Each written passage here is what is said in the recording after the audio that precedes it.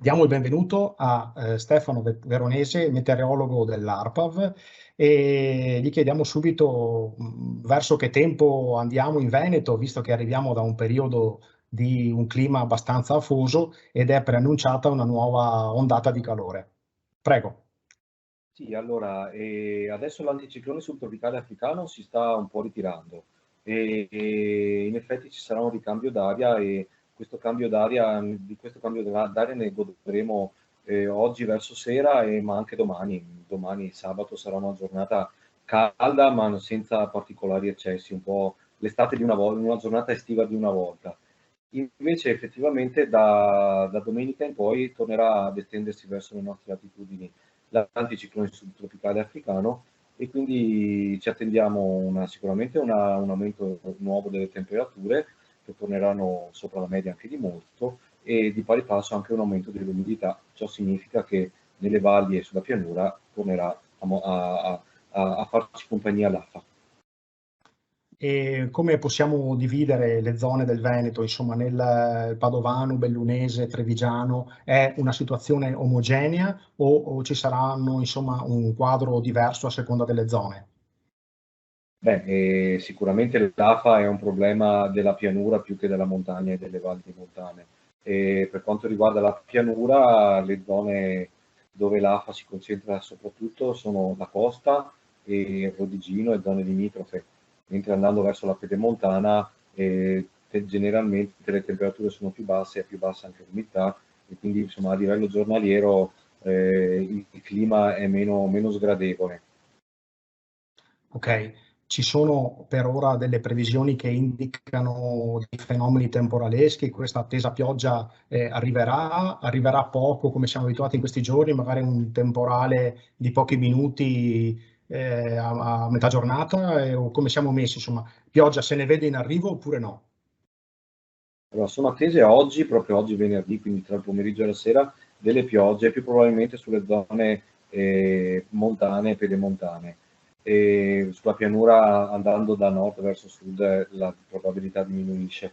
E queste piogge, questi temporali, poi perché ci saranno temporali, rovesci e temporali, comunque poi genera l'effetto benefico, insomma, sulle temperature dei temporali si riverserà su tutte le zone pian piano, anche su quelle dove poi effettivamente i temporali, le piogge insomma in generale non si verificheranno. E in ogni caso questi temporali, e c'è il rischio anche di qualche temporale intenso, non saranno sicuramente risolutivi per quanto riguarda la siccità e quindi purtroppo per quanto riguarda l'approvvigionamento di acqua sicuramente siamo in una situazione molto. Ho capito. Lei ha accennato a fenomeni intensi, potranno essere associati anche a grandine. In questi ultimi giorni, in queste ultime settimane, ci sono stati dei fenomeni abbastanza importanti, seppur molto localizzati.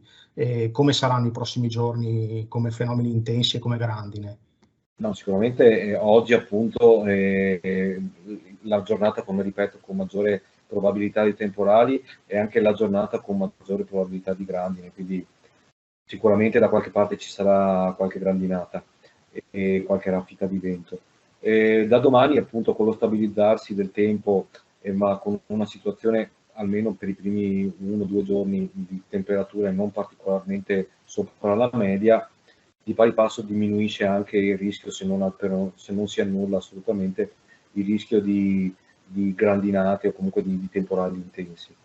Poi con l'aumentare del caldo in montagna sicuramente i temporali di calore torneranno a essere presenti e naturalmente visto le temperature e l'umidità sopra la media anche di molto, il rischio di grandine è una realtà.